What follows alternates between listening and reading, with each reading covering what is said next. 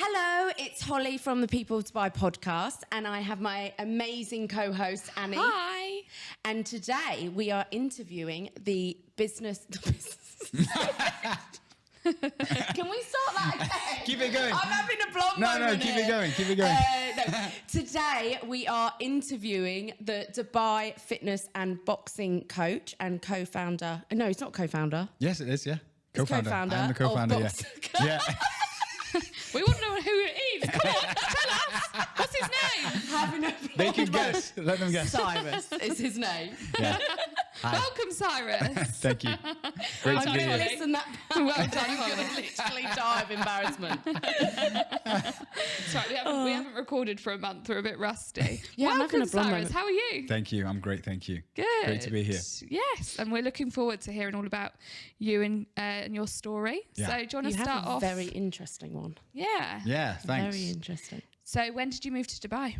I moved to Dubai in 2013, so I've been here around 11 years now, and this city has given me so much. I met my wife here, and we had a son a year and a half ago, which is the best thing ever. Congratulations. Thank you. I have my business here, all my friends, and yeah, this place has just been an absolute blessing for me. I love it. That's good. And what's your son called? My son is called Theodore. Oh, very nice. Yeah. Okay. And Very nice. when did you get married? So I got married. So I met my wife pretty much the same year that I moved to Dubai in Now, that's 2013. quite rare, actually, isn't it? Meeting your Yeah. partner in Dubai. Yeah, 6 months. I was here 6 months. Okay. And she walked into the gym that I was personal training at, Fitness First, close by in Media City. And she walked in, and me and my friend, who were just kind of standing by the entrance, both looked at each other, like, wow.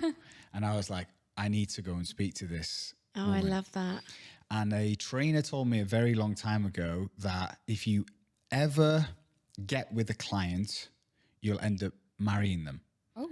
And up until that point, I'd never mixed business with pleasure, if you want to call it that, right? I've been very professional in the workplace. However, I had to go and speak to this woman.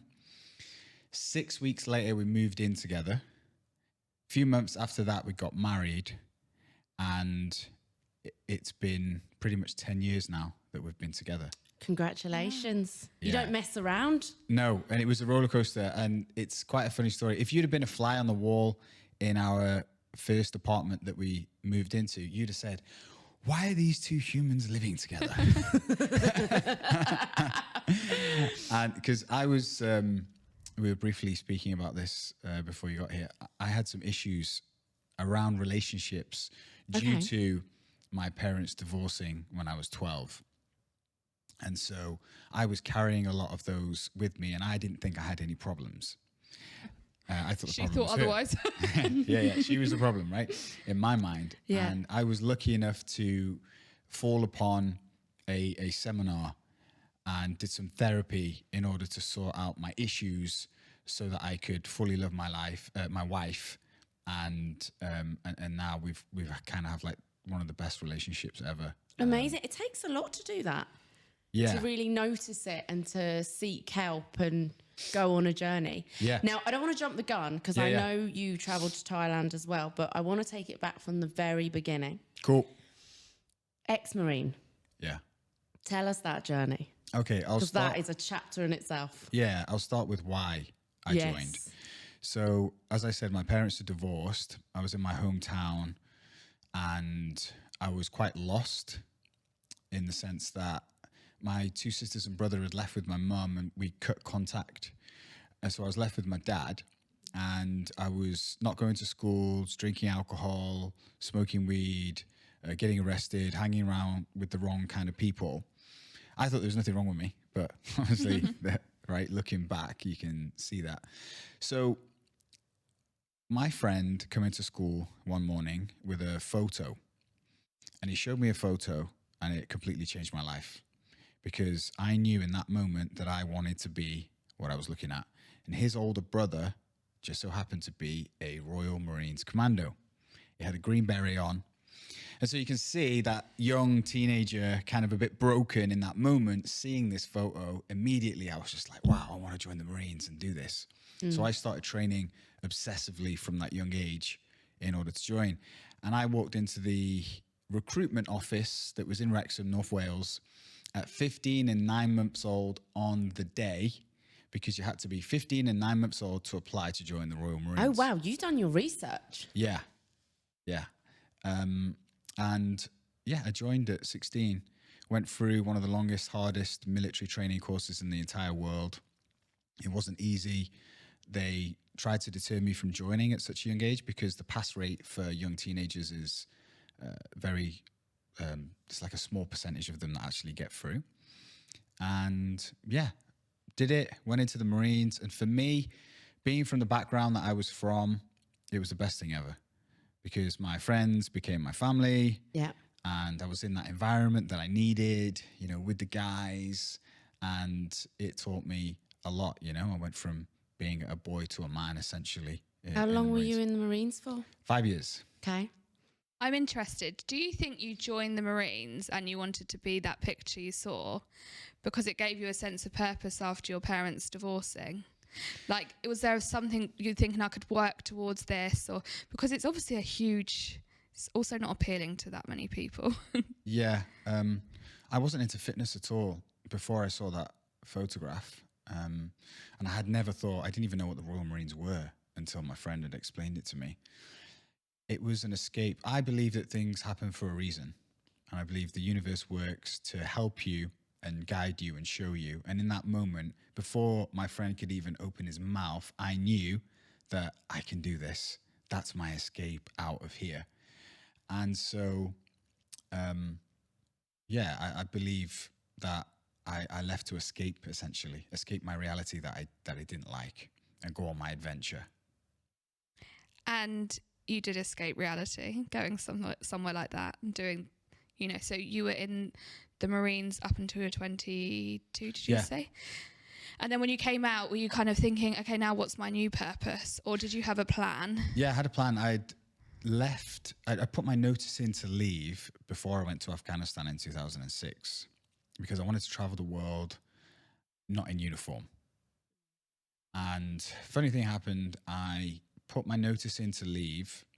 I had my interview to leave in Afghanistan. And the commanding officer said to me, what do you want to do? And I said, I want to travel the world, not in uniform. I want to just like live, go and see some beaches and, you know.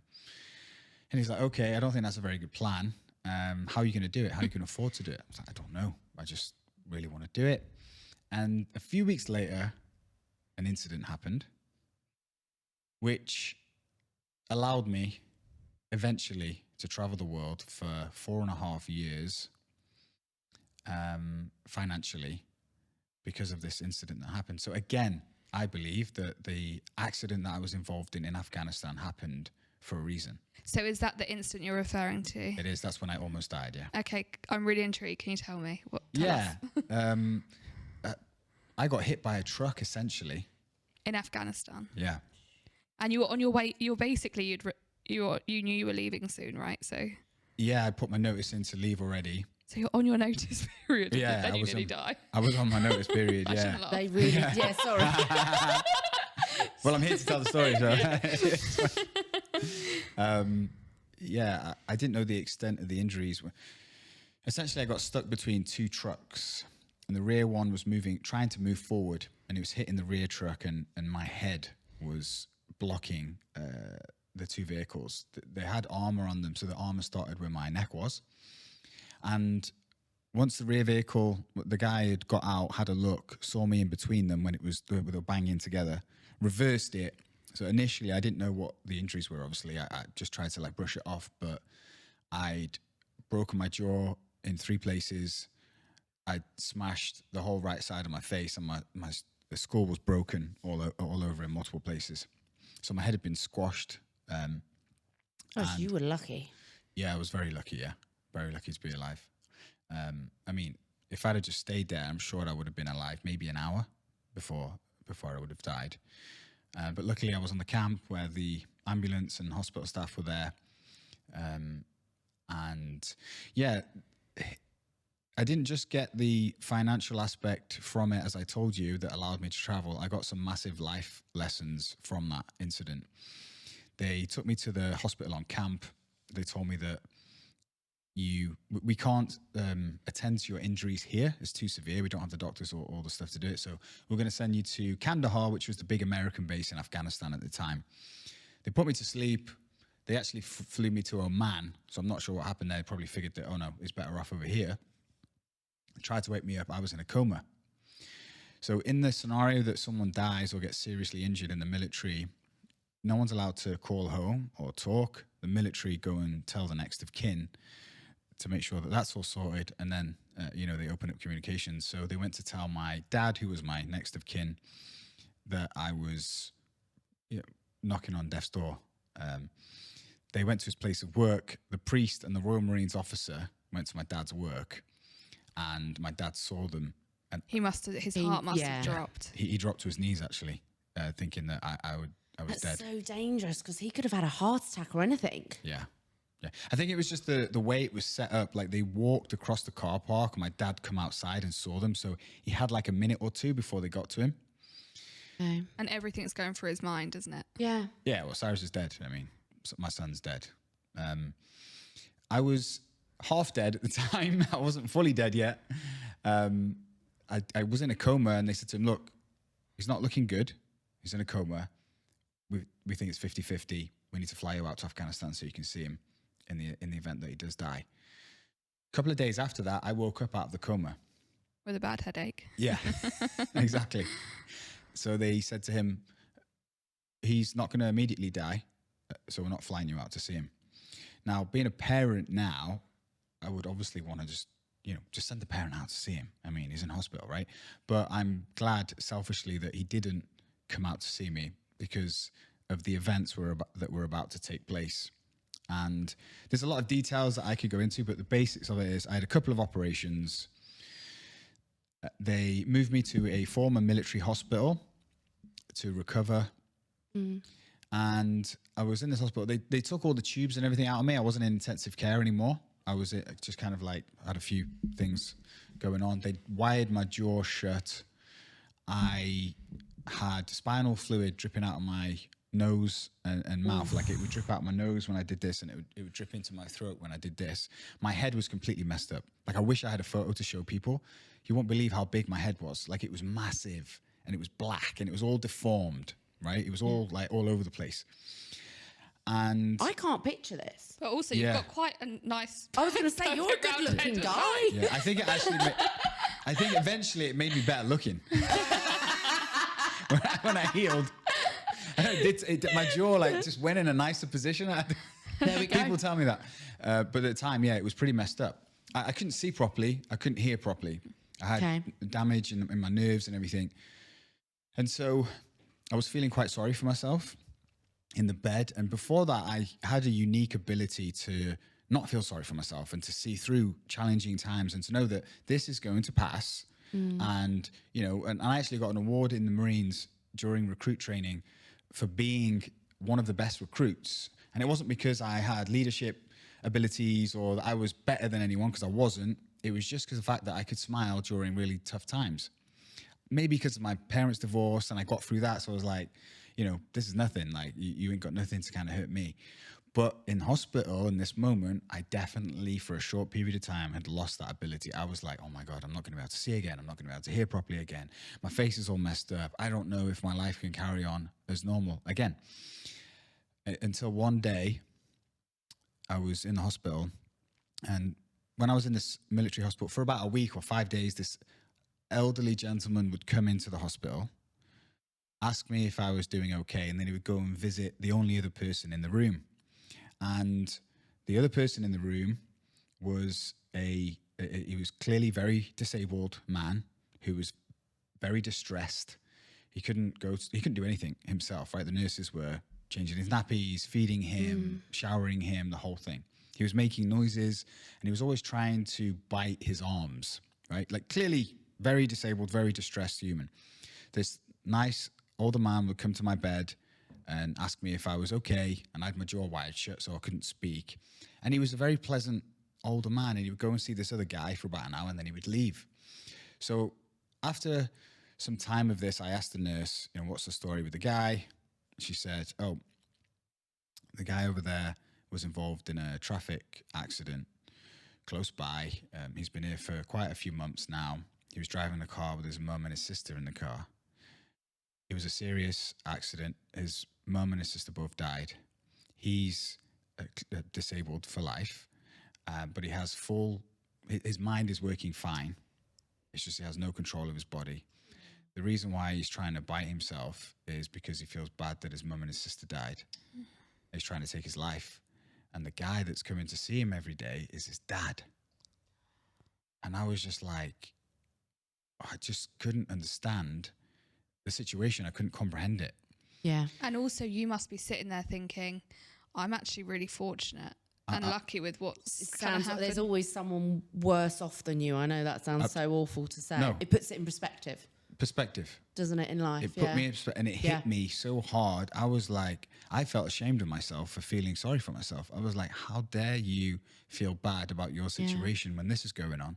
Yeah. So I immediately, like, literally sat up and was like, nah, I'm getting through this, and started changing my attitude. Yeah. And the accident was running through my head on repeat since it happened. Like, it was non-stop, on repeat, start to finish.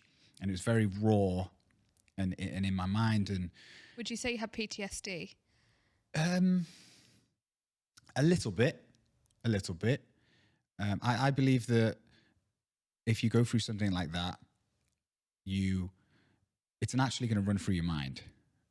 Like physiologically, I don't know, the pathways in your brain or whatever are just going to run through it because it's very traumatic, very stressful, right? But I also believe that I had not yet gained the lesson from the experience and I believe it's why I went through it, is the universe was trying to teach me something. And I'd not yet got the lesson because I was just in my own head, essentially, feeling sorry for myself. When I found out about this, I could kind of like step out of myself almost and look at it from a different angle. And I went through the incident and I realized, like, oh, I was lying on the desert floor, squeezing the hands of my friends, screaming, not out of pain because I didn't feel anything during the incident. I was screaming because I was about to die and I'd not done anything with my life. And I was angry and frustrated. And I was just like, oh, you know, this is it. I'm going to die. I'm 21 at the time. I'm 21 years old. I'm lying on this floor and I'm annoyed. This is how I'm going to die. Yeah, this is it. And when you're about to die, you have clarity, right? Full mental clarity. There's no ego. There's no this person, that person thinks this, that. It's you, your life, end. It stops now. So I realized going back through it after hearing about this gentleman and this older guy and putting things into perspective properly for me, I realized, like, oh, I'm going to die again one day. And when I do, I don't want to feel like that again. So I need to make sure that I live a life now that when I do die again, because we all die one day, I want to look back with a smile on my face and go, yeah, I lived true to myself. I lived life. I had my adventures and I did all that stuff. So that stayed with me ever since. And when times get a little bit tough, or, you know, when you're not having a bad day, that We all have them, yeah. yeah, and I'm no different. I'll have a bad day and I'll start feeling sorry for myself and, oh, why is this happening to me and everything else? And I think back to the hospital and I'm like, dude, shut up. You'll never, ever forget that. And there's not many people on this world who have had that experience. Like, you can preach about it, but you're very few, a very rare number. Yeah. I want to know Have that lesson. When something like this happened and then you were saying, I don't want to, you don't want to die having regrets. What have you kind of made, like, a mental checklist of what you wanted to achieve and by when? Or, like, was there any accomplishments and things that you thought, I need to do this? No, there wasn't initially. There wasn't. I left the military and went back to my hometown, and I had I was working as a scaffolder in my hometown. And I hated my hometown, and I was working as a scaffolder, and nothing was really happening. And if the accident didn't happen and I didn't experience all that, maybe I'd still be there doing the same thing now. I don't know. But I got a payout because of the incident, and I immediately quit my job and flew to Thailand and started my 4.5-year adventure. We call it a drinking adventure, essentially. I mean, I was just... I mean, you needed a drink after all what you've just gone through. You deserved one, yeah. Make it a double. I need one. So I just, me and my friends, there was a few friends who were in different situations, but we lived in Thailand for 2 years. I lived in Mexico for a year. We went North America, Central America, South America, Southeast Asia. And that's, I mean, I felt free, completely free. You can imagine, right? A 23-year-old, 24-year-old guy. I grew dreadlocks. But it's exactly what I wanted to do. It's exactly the image I had before the accident, before everything happened. When I put my notice in to leave the military, I wanted to do that. I wanted to just live on beaches and... So opposite to the Marines. It is. Yeah. Dreadlocks and flip-flops. It is. It's because you had to shave your hair in the Marines, right? Yeah. Yeah, so I went the opposite way. And that's an actual thing where it happens now in my career when I'm helping people get in shape and lose weight. And I'm like, if you go too far, this strict, this way with your diet and your training, everything, there'll be a knock-on effect where you go the opposite direction. Yeah. Right? So that's what happened to me.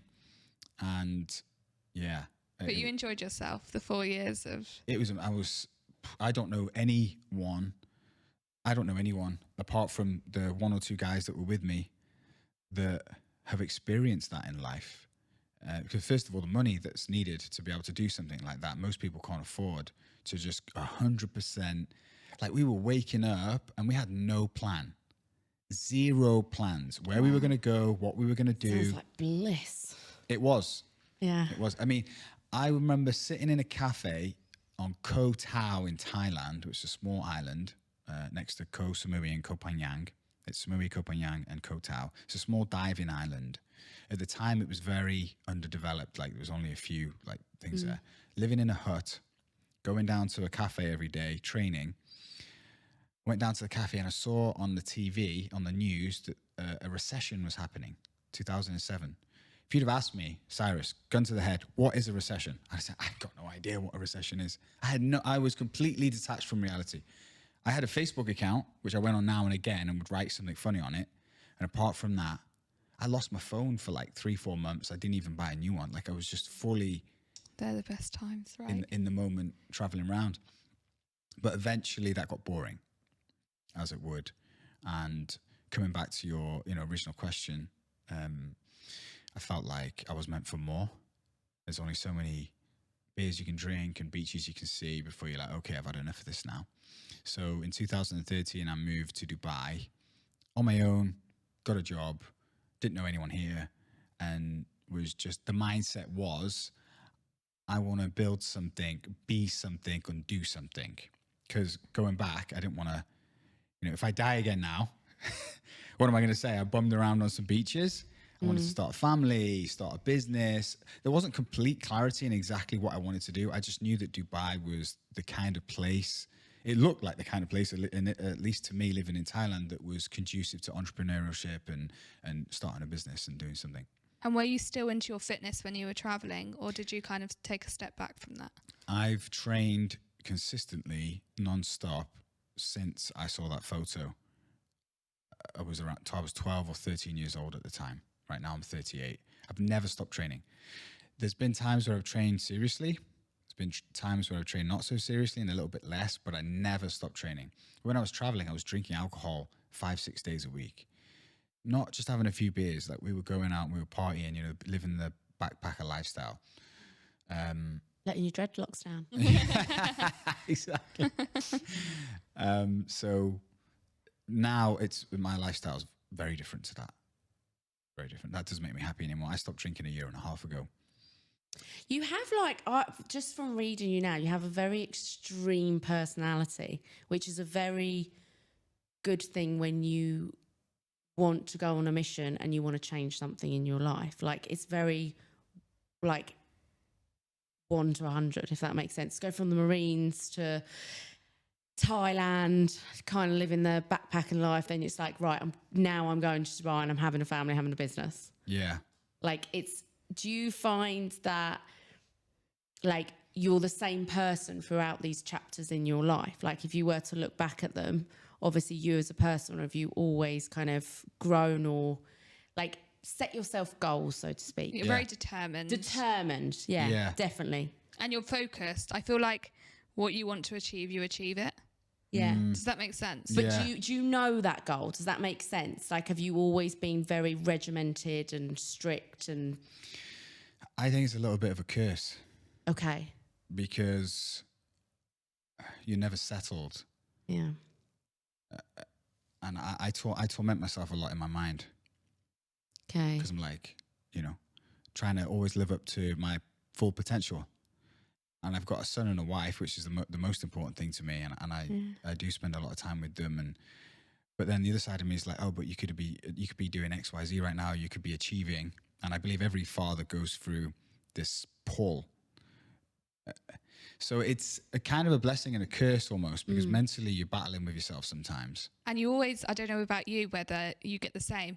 You think, am I going to be happy? Or like, when will I have achieved the happiness? Or chasing. Yeah. You think you set yourself a goal for this and then you get it. And then it's just a small kind of like achievement, happiness. And then you're like, next. Yeah. On to the next thing, on to the next thing. Absolutely. I've really... And I'm just growing and learning like everyone else, right? I had that awakening or experience in life that helped me, but I still struggle. And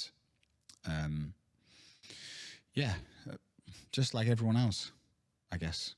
Do you have a relationship with your mum? I do have a relationship with her now.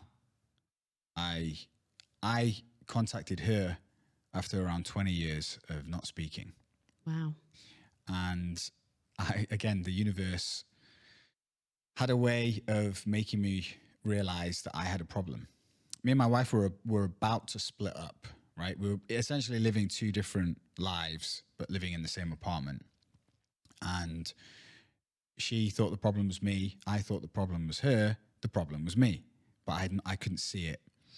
And I was obsessed with reading business books at the time. I'd started my first business and I was just like consuming information on business. And the books that I loved to read were biographies of business people.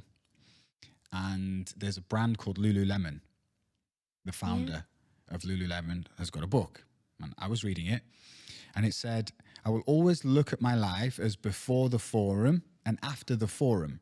It changed my life, and it's one of the reasons why Lululemon is so successful. So I went online. What's this forum thing? 2 weeks after that, it was in Dubai for the first time ever. So I was like, I am going. It was like 500 euros or something, right? I just paid for it and carry on reading my book. I assumed it was a business coaching course, right? It wasn't a business coaching course. It's called the Landmark Forum. Have you ever heard of it? No, I haven't. I tell everyone about this. 99% of people have never heard about it. 2.5 million people have done this course. It's a 3-day seminar. It's been going since the 70s. I went on it and the first day was interesting and I almost didn't go back for the second day. Something told me to go back the second day. I went back because the information was interesting, right? That you sit in a chair, you don't take any notes, you don't go on your phone, you don't eat too much, you watch a person talk for like 12 hours a day. Now you would think like, that's going to be so boring. It's not boring. You're on the edge of your seat listening to this person talk. And they're doing some stuff that you like mental, not games, like stuff you have to go back in your mind and think about different things in your life and everything. Okay. I was doing it, but I wasn't really feeling too amazing. I went back the third day because they spoke about the voice in your head and that it's negative most of the time and that it's actually not you. And you know it's not you because you're listening to the voice. Oh my God, that's weird. And I was driving home from the second day and I was listening to the voice in my head and I was shocked at how negative my voice was. And I was like, this is crazy. How have I never known that this voice isn't me and that it's mostly negative? And I'm allowing it. And I'm just, and I'm listening to it. I'm like, this is wrong. This is so wrong. So I went back for the third day, and they said on the third day at like 5 p.m. or whatever it was, you're going to get the massive realization. And it's like 3 p.m. and I'm like, I'm not getting this realization. Like, I'm not going to feel this thing they're telling me I'm going to feel. On the third day, they told us if you haven't got a relationship with your parents, you need to patch that up. Go and speak to them. You can't live your life fully if you don't have like a relationship with your parents. If they're alive, if they're not alive anymore, still go into the corner, go and speak to them and squash whatever issues you had there. Your parents, they brought you into this world. I didn't call my mum. I was like, call my mum? There's no way. I spoke to her for so many years. Like, no way. 5 p.m. on the third day, on the dot, I got hit with this bullet. Just, I can't explain it. It hit me. The hairs were standing up. I was like, whew, and it's as if looking into a mirror and for the first time in your life, seeing why you are the way you are. It's like, oh, I've got this personality trait because this happened in my life. And, oh, this happened when I was a kid. And I built up this stories and this belief around it. And now I'm like this. And it was like, you don't need to be like that anymore. You can let all that stuff go and be whoever you want to be moving forward. It's like that sentence, but in a feeling. And you're like floating for like 2 weeks after it. That was like the beginning of, so before the forum, I was imagining and thinking about divorcing my wife constantly. Like the voice in my head was so strong. Divorce, divorce, divorce. And I was planning it out in my head and I was obsessed with thinking about it because I thought I wanted to leave her, but I hadn't left her. Right. So a part of me knew and a part of me didn't, but I couldn't verbalize it. I didn't understand it. Your head and your heart. Yeah, exactly. So the forum was the first like, hey, you might have a problem here. Then I went to therapy and I did a load of therapy. And the therapist had kind of done everything he could have done with me. And I wasn't yet getting the situation. So on the last day of therapy, he was looking at me and he's like, Cyrus, did you get it yet? And I was like, the problem is me? And he went, yeah, problem's you. And from that moment, I never ever thought about divorcing my wife. It was like someone come with a magic wand and went ding, and it had gone.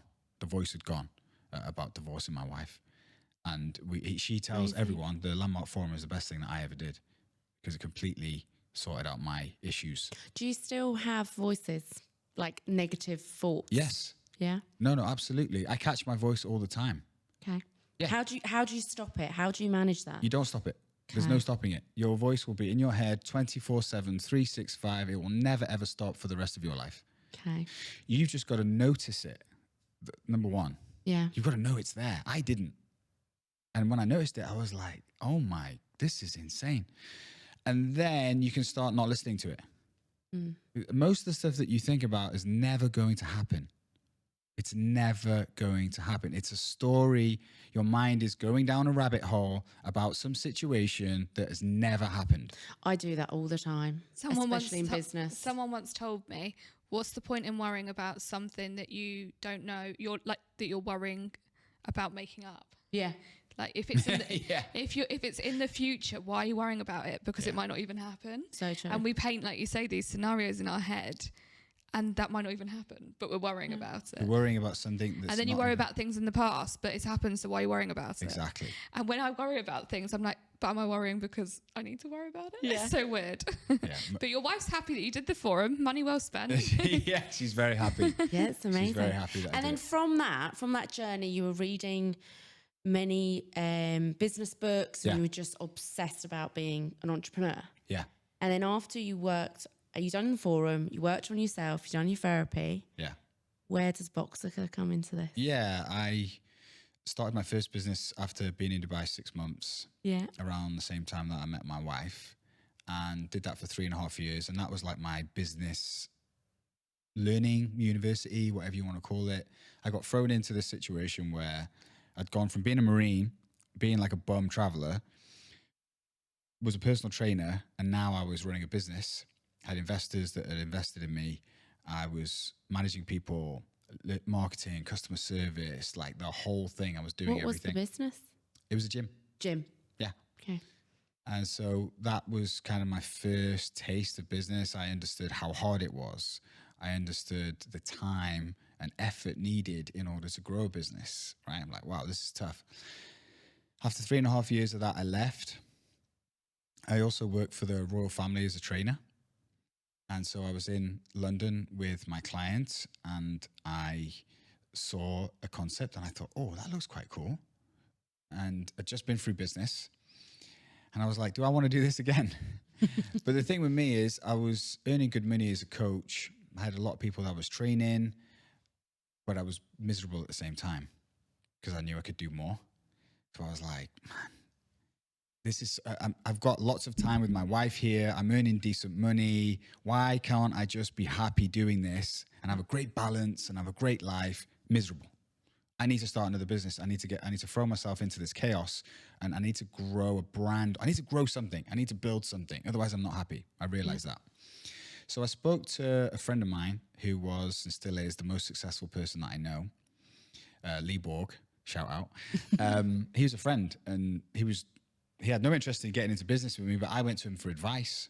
I said, mate, I saw this thing. I want to do it in Dubai. Can you help me? And he's like, okay, I can maybe get you some investors and, guide you on the way. But first you need to do some more research. You can't just say, I've seen this thing. Like, go and do real research. So he guided me. I went to New York, spent a week in New York doing every single boxing and fitness class that's on offer in the city. I was doing like 3-4 classes a day. Took all that research. Me and Lee flew to Amsterdam. We went to a few gyms there that we liked the look of on social media, did the research there. And I'd spent a lot of time in London with my client. We kind of took the best from all. And we knew that there was a trend that was bringing boxing fitness to the masses. Before that, if you wanted to do boxing, you had to go to a sweaty, stinky, male dominant. It was very aggressive, was and it? male dominated. But yeah. Like for me, it was like you would watch like even the boxing movies and stuff like that, but box was completely different. Any age, any male, female can do it. Yeah, exactly. So you get the benefits of boxing without the bruises. Yeah, So, broken nose. Yeah. So we saw that. We took the ones from each, and then somewhere along the line, Lee, I guess, saw my passion for it, and it was like, mate, we're better off if you just come up with half the cash and I come up with half the cash and we do this together rather than getting investors. So let's go for it. And I didn't have all of the money myself at the time. I borrowed some off my dad, and I got bits together. We invested a large portion of the initial investment. The contractors had started and everything was moving. And then COVID hit. Another test came your way. Yeah. And I remember standing outside of the place at the time where all the workers were working, and Lee telling me, we're going to go into this thing called a lockdown and we're going to be locked at home. And I was laughing at him saying, mate, what are you talking about? 2 weeks after that, we were in lockdown. First year of business was tough, obviously. Nobody wanted to be around anyone. I mean, people were still a little bit nervous and scared. Yeah. And actually being in gyms and fit, like you could hit, I remember going to the gym and people being, I got COVID in the gym. Yeah. It was going around everywhere, and we were still very unsure about it. So we don't really count that first year in business as our first year in business, right? 2021 was just You can't. I think tough. Everyone can just write that off for anything. We're Yeah. also all a year younger than what we are. Yeah. And it also was great now because our reality was COVID. We weren't allowed so many people in the studio. Like, we were struggling financially, and that's how we started business. So we started like that, and everyone else that had gyms for like years and stuff, all my friends that were like killing it, they were now like devastated. Oh my God, this is horrible. I'm like, well, this is the only thing we know. We're going to get through it. And with Lee's guidance and just the mind of like, we're not going to give up. After 6 months of doing it, we kind of realized that, okay, people are really enjoying this. They're really loving it, especially the punching the bag thing. We'd just come out of like lockdown and people were frustrated and angry, and they gained a bit of weight and they were not on their fitness, and they were just like, get me out into the world. And they started telling me, oh, this is like my therapy. And they kept saying, this is like my therapy. This is my therapy. So we changed the tagline because of our members to boxing is therapy. And from that initial You studio, listen to your customers. yeah, definitely. From that initial studio we just rented 2 shops and we just had the one concept. We moved outdoors. We took the whole back side of the building and built a massive strength and conditioning area. Then we took 2 extra shops. We built a cafe and an indoor cycling studio. And we took another space inside the building for like a boxing circuits area. So now I've got like 4 concepts and a cafe, and it's just blowing up. Your growth is so impressive. Like how quickly Boxica has grown in the region. I feel like it's a household name. Like everyone knows what Boxica is. But it's insane. Like for the small amount of years, like you've been open, how much you've taken over, and it's incredible. And one thing is what I love is I actually read your reviews. I've done a bit of research. You have strong reviews. Like it's so personal. Like you're so big, but you're still kind of like you're a big business, but a small business in customer service. Like everyone says like the trainers' names and the experience. But with that, what's been the challenge with that? With growing a business so quick, but obviously customers, keeping them happy, having 5-star reviews. Yeah. Like that must have been a struggle. Yeah. Yeah. I don't think any business is easy. No. And that stuff didn't happen by accident. No. I was very clear, and I'd spent a lot of time thinking about the kind of business that I wanted to build. Yeah. And it was the kind of place that I wanted to be. If I'm going to be there most of the hours of the day, then I better have people around me and I better have an environment that I love. And I didn't want it to be intimidating. Yeah. I didn't want it to be for the elites. I wanted it to be for everyone, to have them feel like it's a second home, unintimidating, fun. And when I do my hiring, I hire people based on their personality, not on their experience. I don't care. That's so crucial. I don't care what you've done. It is. You can teach someone 99% of everything in the world. But you can't teach them to be a good person, right? Exactly. Yeah. Exactly. So I'm like, when I'm hiring people, I'm like, okay, would I hang around with this person outside of the gym? Yes. Okay, tick. Do they care? Do they care about other people? Do they care about what they do? Yes. Okay. Everything else I can teach them. So my coaches and my team are so cool. Like I love going to work every day. And I believe that if I build an environment that I enjoy, that other people would like to be there as well. It shows. So it was, really shows. The reviews, we're over like 230 odd Google reviews. And I think most of them are 5-star. I think we've got 1 or 2 1-stars, and it was people that come to the class late and they weren't allowed in. So they got annoyed and did this really nasty review. It's like, man, you come late to the studio. No, it's not that. I can just tell that the level of service is there, which is good for you and your team. What's the biggest lesson you learned? You had a gym for 3.5 years, you sold it, and even Boxica. Being an entrepreneur, you've read so many books, but what have you learned in your journey of being a business owner? Or any advice you can share? Yeah, any advice I think is a good one, because I've learned, I mean, we'll be here all night. all the mistakes that I've made. Always learning. I was lucky to have Lee as a business partner, right? So one thing I would say to people, like coming from a background that wasn't business, I just wanted to do something. My background was fitness. Partnering up with the right person was key for me. Okay, so that's one thing. If someone out there is looking to start a business and you're looking to get a partner, take your time with the partner. It's like a marriage. Mm. You need trust, right? Me and Lee have full 100% trust. I think of him as a brother, and if anything, yeah, exactly. If anything happened to me, I would trust him to fully take care of my wife and my son and everything. That level of trust, right? Very rare to find that. So having someone that you can trust that much, and it was one of my coaches told me that it's never going to happen on your budget. And it's never going to happen in your timeline. So it's always going to take more money than what you want. And it's always going to take longer than what you want. And so that's certainly true. I mean, Boxica's been open over 3 years now. So you could say it's quite a short period of time, but 3 years is quite a long period of time. So when it comes to business, though, it is still in the forming stage, isn't it? Yeah. Yeah, it's still new in the business sense. Yeah, it is. It is still quite new. So that would be my advice to people. They'd be like, don't expect it to happen overnight. And if you are going to partner with someone, get with the right partner. You seem like a guy who has goals and always looking for the next big thing. Go, go, go, go, go. What is next for Boxica?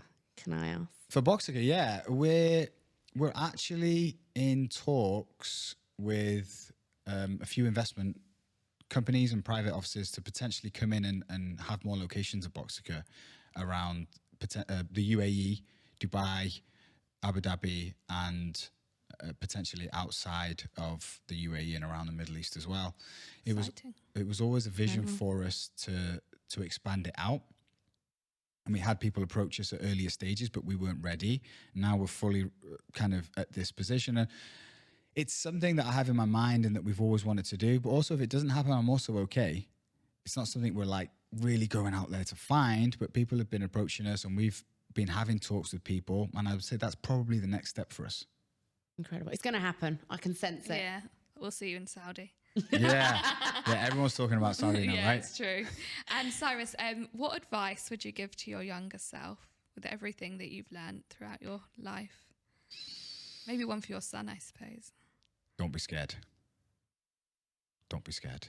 There's so many times in my life where I've wanted to do something and I've maybe hesitated, or I've got the fear and not gone through with it and tormented myself over and over, and then eventually gone to do it. So I would just say straight up, and this is the advice I would absolutely give my son, nobody cares. Go for it. Make a mistake. Don't be scared. Very good. And for those listening, and they might not have tried Boxica, where can they come and train, or what classes do you have on? Yeah, absolutely. So we're in Studio City, and Instagram is the best first place that people can go to. They can see what we're about and see all the updates and everything. So that's at Boxica. That's Boxica. And if you're watching this, you can see it on his t-shirt. Yeah. And my Instagram is at Coach Cyrus. Excellent. Well, thank you. It's been such a pleasure having you on the show. Thank you so much. Thanks for having me. Appreciate it.